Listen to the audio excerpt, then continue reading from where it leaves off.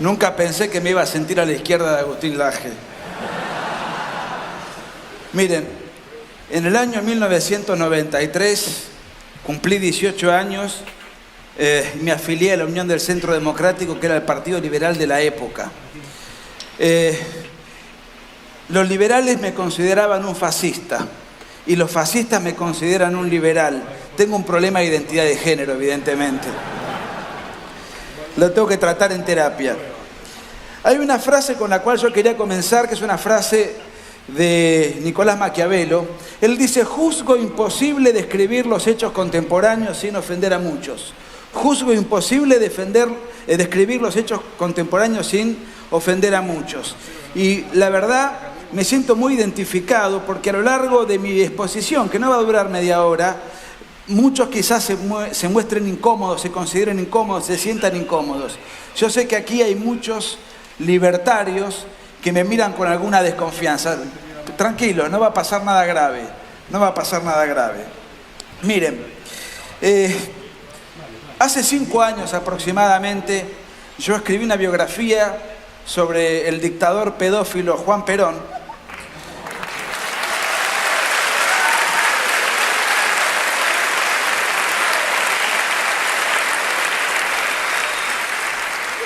No es una descalificación, son datos objetivos. Tuve la suerte de que me la presentó María Saldívar, aquí presente, en el año 2015 creo que fue, y me lo presentó Ricardo López Murphy. Y Ricardo López Murphy, con muy buen tino, con cariño, me hizo una crítica o una observación. Me dijo: mira, todo lo que vos pudiste haber escrito, documentado y narrado, lo pudiste haber hecho en otro tono, menos confrontativo, menos provocativo, menos beligerante. Y yo le contesté en ese momento algo que sostengo: si yo hubiese escrito ese libro en un tono no beligerante, ese libro no lo hubiese escrito yo.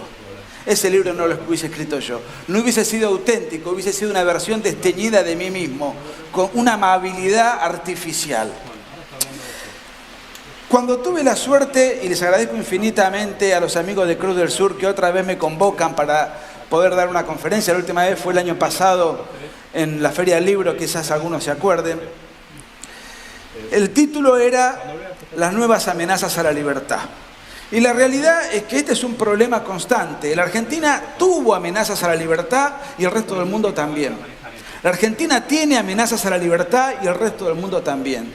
La Argentina va a seguir teniendo amenazas a la libertad y el resto del mundo también. Entonces, ¿qué es lo que a mí me está inquietando? No me inquietan tanto las amenazas a la libertad, que existieron, están y van a seguir existiendo. Lo que a mí me inquieta es cuáles son los anticuerpos, cuáles son las fuerzas de la reacción que se van a enfrentar contra la amenaza de la libertad. Se supone, en el caso de Argentina, que la amenaza a la libertad, ¿quién la tiene que defender? Y aquellos que consideran que la libertad es un valor supremo, los liberales. No estoy atacando al liberalismo, quede claro, para los libertarios que puedan tener alguna prejuicio. Los liberales son los que tienen que levantar como eslabón supremo, como estandarte la libertad, y por consiguiente son los que deben llevar adelante la vanguardia, la lucha ante la amenaza contra la libertad. ¿Y dónde está el liberalismo en la Argentina? Institucionalmente hablando. No tiene un partido político jurídicamente organizado, no tiene un concejal, no tiene un diputado, no tiene un senador. ¿Dónde están institucionalmente entonces los liberales? Bueno, están agrupados en algunas ONG o fundaciones que están muy bien financiadas y que supuestamente se dedican a recaudar plata para defender la libertad. Miren, ni defienden la libertad ni influyen en la opinión pública.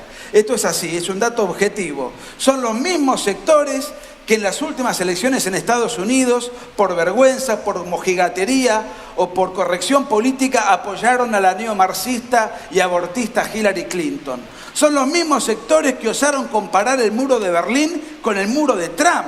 Son los mismos sectores que viven escandalizados y posteando en las redes sociales y haciendo comunicados oficiales por los presos políticos que hay en Venezuela. Y son los mismos sectores que nada dicen por los 3.000 militares presos en la Argentina, juzgados en juicios paródicos sin garantías jurídicas que están previstas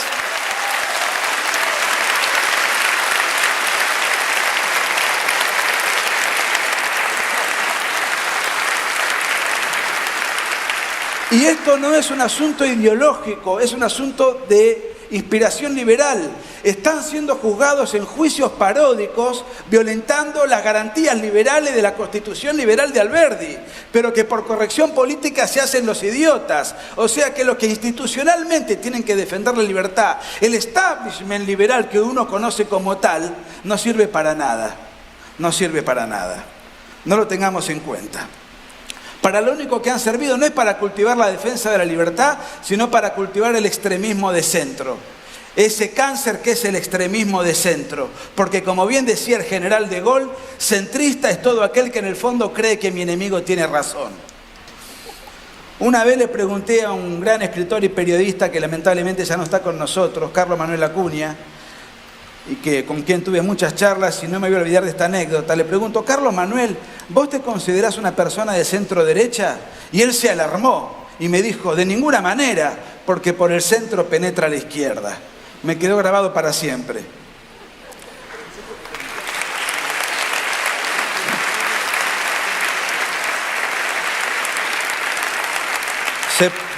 Se pone contento mi amigo Carlito Maldatón. Gracias por venir, Carlos.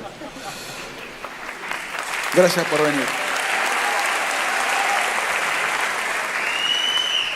Carlitos es el único peronista a quien le tengo cariño.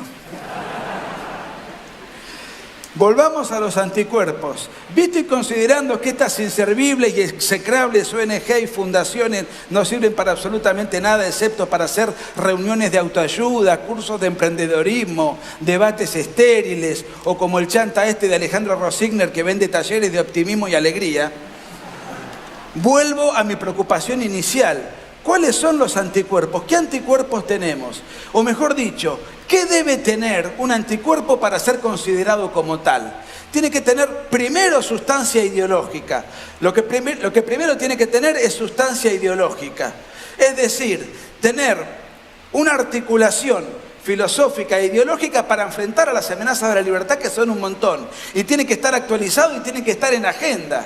Por ejemplo, estas organizaciones a las cuales no les tengo ningún cariño, como habrán advertido, nada han dicho sobre la ideología de género. No se pronunciaron sobre la ley de educación sexual integral. No se pronunciaron sobre el feminismo. No se han pronunciado por el lobby LGBT. No se han pronunciado sobre el multiculturalismo. No se han pronunciado sobre el ecologismo. No se han pronunciado sobre el globalismo. No se han pronunciado sobre el rol que tienen las organizaciones internacionales que nos pretenden imponer su agenda. Y en todo el año pasado, con el debate que tuvimos, tampoco se pronunciaron sobre el aborto. Y déjenme decirle algo, no es de buena persona estar a favor del aborto.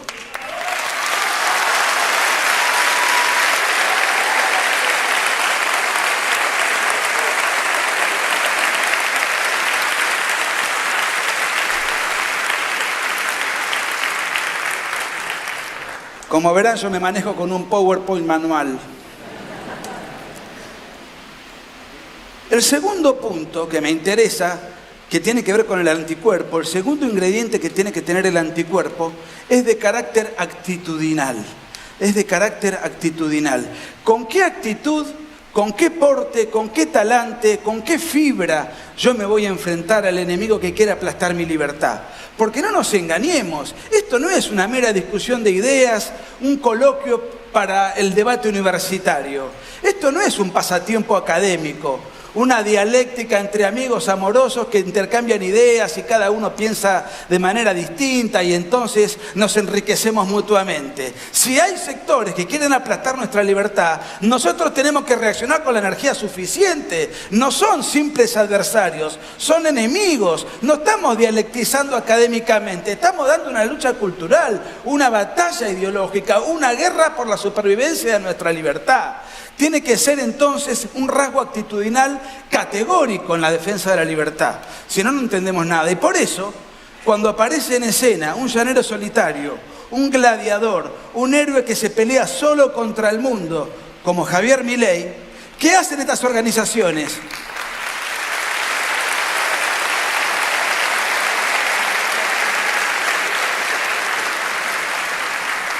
Cuando aparece Javier Milei en escena, solo contra el mundo, y se hizo solo contra el mundo, luchando contra peronistas, centristas bien pensantes, contra el progresismo en todas sus variables y metástasis, izquierdistas radicalizados, peleándose con su estilo y con su pelo, solo contra el mundo, ahí sí salen de sus oficinas donde están escondidos los liberales de Copetín y salen a luchar. Pero no salen a luchar para ayudarlo a Javier, salen a luchar para solidarizarse con los elementos con los cuales Javier combate, porque están en desacuerdo con las formas que usa Javier.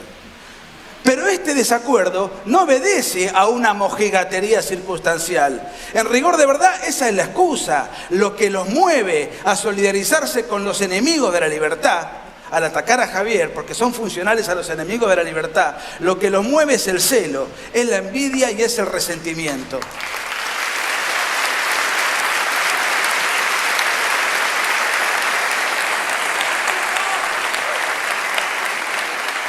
Y como decía von Mises, está uno resentido cuando odia tanto está uno resentido cuando odia tanto que no le importa soportar daño personal grave con tal de que los demás sufran también. Está uno resentido cuando odia tanto que no le importa soportar daño personal grave con tal de que los demás se jodan. Dicho de otro modo, me importa un rábano la defensa de las ideas de la libertad. Lo que me importa es joder a Milei. Eso es lo que los moviliza a estos sectores. Pero quédate tranquilo, Javier. Hay una frase que me gusta mucho de Juan Manuel de Prada, que dice: los insultos de la chusma son formas amargas del elogio.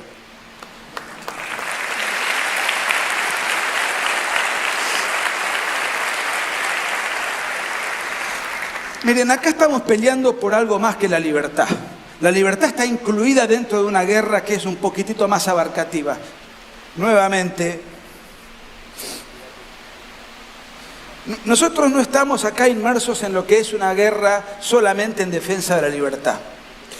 Miren, cuando la izquierda hace 40 años quiso cercenar nuestra libertad por la vía armada, y ensangrentó un continente completo, y en el caso de Argentina fue la peor guerrilla, la más aguerrida, el ERP y Montoneros con 25.000 combatientes. En Argentina cometieron entre 1969 y 1979 21.700 atentados terroristas. Esto equivale a un atentado cada 4 horas, 6 atentados por día.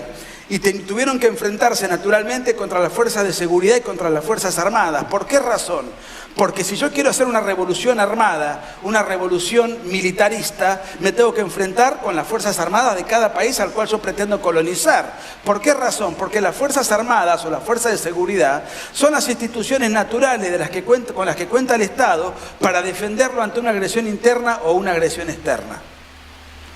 Y esa guerra afortunadamente la perdieron los guerrilleros. Pero 40 años después, pretenden hacer una revolución desarmada, una revolución de apariencia indolora, una revolución de terciopelo, una revolución que es más difícil de desarmar. ¿Por qué? Porque la revolución aquella, cuando un terrorista ponía una bomba, en la opinión pública generaba indignación y reclamaba reacción. En cambio, como esta es una revolución desarmada y simpática, no hay reacción. Es mucho más difícil concientizar en la reacción. Y mucho menos para las organizaciones y ONG que hoy mencioné, siempre prestas al diálogo y al buenismo. Entonces es una revolución muchísimo más complicada. ¿Cuál es el enemigo natural de una revolución cultural? Si el enemigo natural de una guerrilla que quería tomar el poder eran las Fuerzas Armadas del Estado, el enemigo natural de una revolución cultural es la tradición cultural de una comunidad política.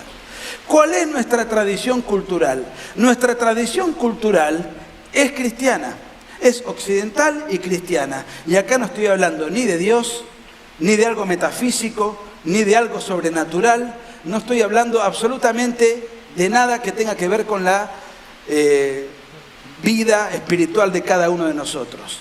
Lo que digo es, nuestra cultura está atravesada por la cristiandad. No lo digo yo. Lo dice Anxo Bastos, paleolibertario, quien dijo: la libertad es hija de la cristiandad. La libertad es hija de la cristiandad. Fíjense en el mapa, todos los países que tienen índices razonables de libertad son países donde previamente ha llegado la cristiandad. Y los países donde la libertad es un concepto extraño o ajeno son países donde no ha llegado la cristiandad. Por eso atacar la cristiandad es prioritario para la nueva revolución. Por eso cada marcha de los trapos verdes, ¿en dónde termina? En la iglesia de turno donde quieren incinerarla si pueden.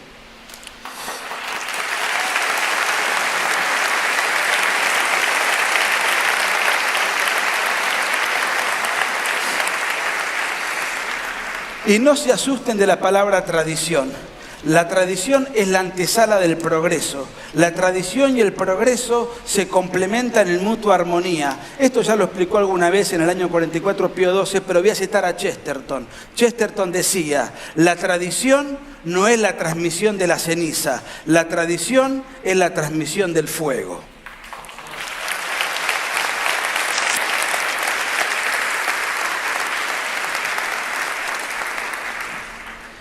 Y ya que Agustín manifestó muy amorosamente y con mucha admiración alguna discrepancia menor con ese gran pensador que es Alberto Venegas Lynch, yo lo tengo que citar ahora. Dice Venegas Lynch que no puede haber libertad si no hay derecho de propiedad previamente. No puede haber libertad si no hay propiedad. Y de los 10 mandamientos, y siempre estoy hablando en términos culturales, de los 10 mandamientos, 2 defienden la propiedad. No robarás y no codiciar bienes ajenos. Esa es la tradición que tenemos que defender.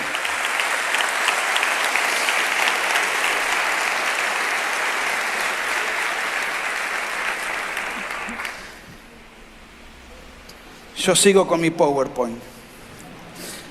Hace muchos años le preguntaron a Calderón Bouchet si él se consideraba una persona de derecha. Y Calderón Bouchet dio una definición y una respuesta que a mí me gustó mucho. Él dijo, la derecha es todo aquello que se opone a la izquierda. Es una palabra utilizada por el progresismo para sindicar toda manifestación de pensamiento que se le opone.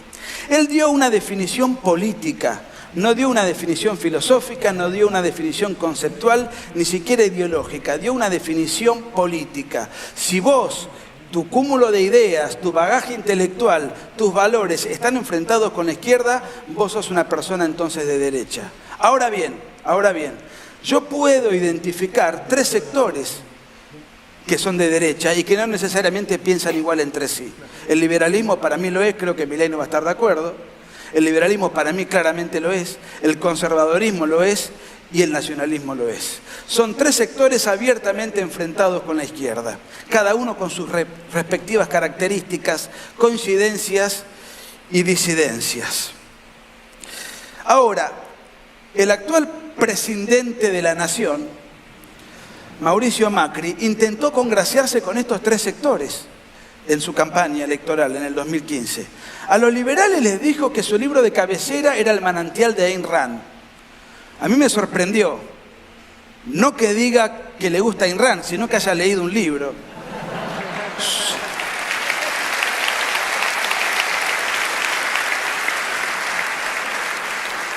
Dijo para congraciarse con los liberales que su libro de cabecera era El manantial de Ayn Rand.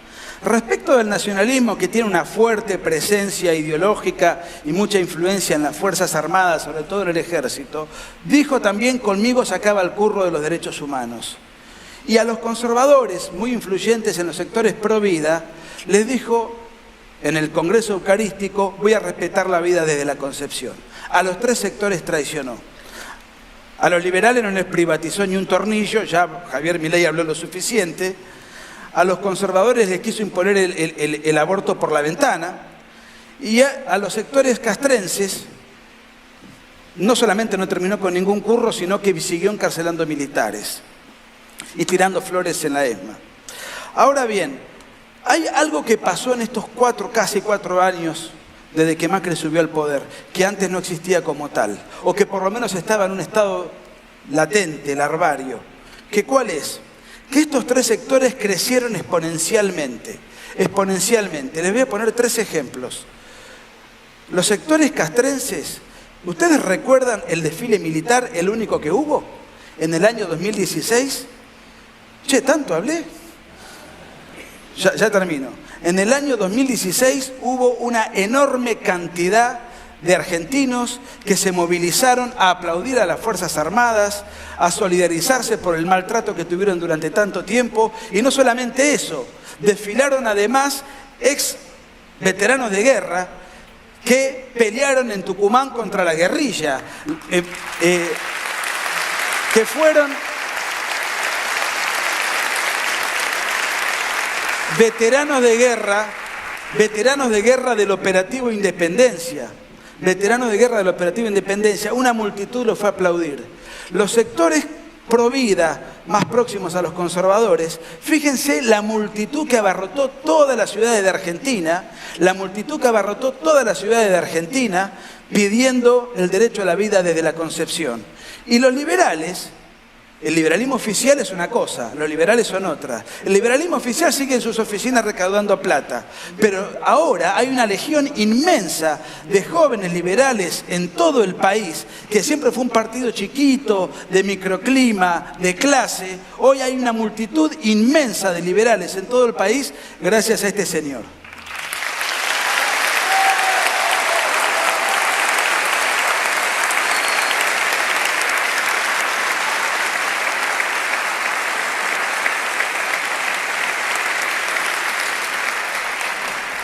Nosotros ahora somos una multitud, lo sabemos, lo hemos visto. No lo habrán difundido los medios oficiales del sistema, pero nosotros sabemos por las redes sociales la cantidad de gente que hemos sabido convocar. ¿Está bien dicho? Sabido, supido. Bueno, ustedes me entienden. Es que me apuran con el tiempo y se me traban las palabras. ¿Qué hacemos ahora? Miren, lo que hay que hacer es aquello que un gran pensador francés que me gusta mucho, Maurras, que tuvo su predicamento en la primera mitad del siglo XX, él hablaba del empirismo organizador. ¿Qué es el empirismo organizador? Es tomar la experiencia ajena que ha funcionado y adaptarla para nosotros. Tomar la experiencia ajena que ha funcionado y adaptarla para nosotros. Ustedes saben que los hombres inteligentes aprenden de la experiencia ajena, los mediocres de la experiencia propia, y los imbéciles no aprenden ni con la propia ni con la ajena. ¿Y qué dice la experiencia ajena? La experiencia ajena dice que estos tres sectores que yo acabo de enunciar se han unido y reunido en todo Occidente y están haciendo retroceder vigorosamente al marxismo cultural. Se tuvieron que unir, hay que unir fuerzas, limar asperezas. Pero lo han hecho con éxito en muchos lugares. Me refiero a cómo está creciendo Vox en España.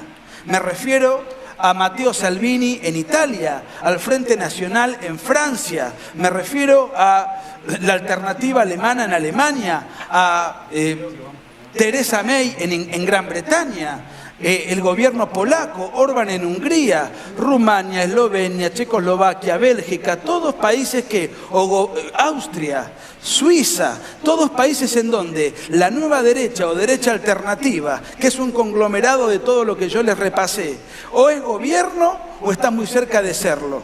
Por supuesto que esto no es tan fácil de lograr y estamos en una etapa incipiente, en una etapa muy incipiente, tan incipiente que a mí me hace acordar una analogía. Dame un minuto más, segundo, ya termino. Una analogía que es la siguiente. Cuando aparece el cristianismo durante los primeros siglos, aparecieron muchos pensadores que, valga la redundancia, pensaron el cristianismo, teólogos y filósofos. En aquella época las ideas no se viralizaban, ni siquiera había imprenta, o sea que para que una idea se conozca e influya pasaban siglos. ¿Cómo estos primeros pensadores que obraron durante los primeros siglos, y el más importante fue San Agustín, estos primeros pensadores fueron reconocidos como la patrística, los padres pensadores? Pero pensaron de una manera desordenada, caótica, irregular, porque claro, eran los primeros, hacían lo que podían. Llegó un momento determinado en el año 1200 que aparece otra nueva camada, conocida como la escolástica, que se ha dedicado a organizar ese caos, a sistematizar ese caos, a darle una catedral ideológica uniforme y coherente, en fin, a completar la idea.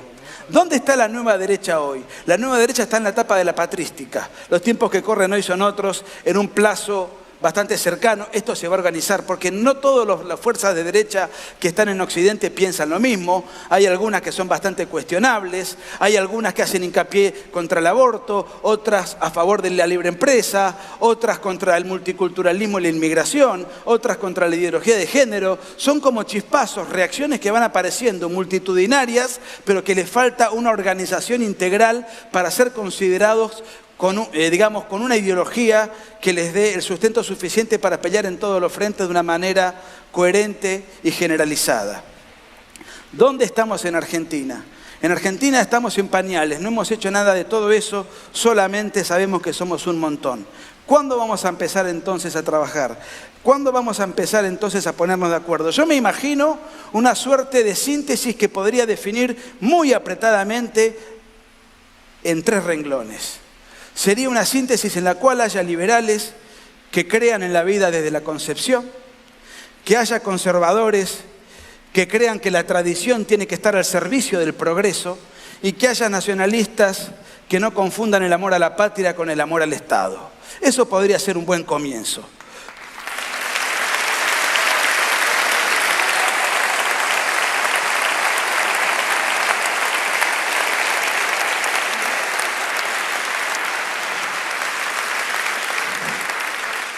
¿Cuándo vamos a empezar? Vamos a empezar después de Semana Santa, después de las vacaciones de invierno, después de las primarias, después de las elecciones. Gracias Juan José Gómez Centurión por estar aquí. Muchas gracias.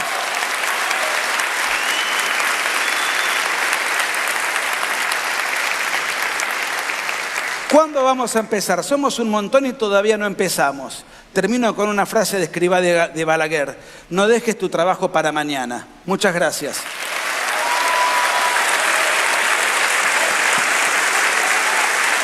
Gracias.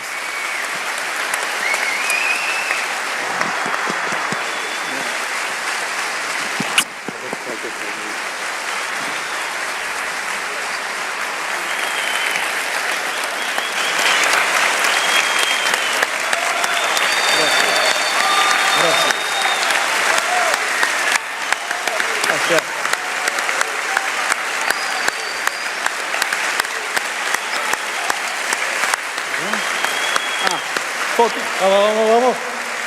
Vamos que queremos selfie con ustedes.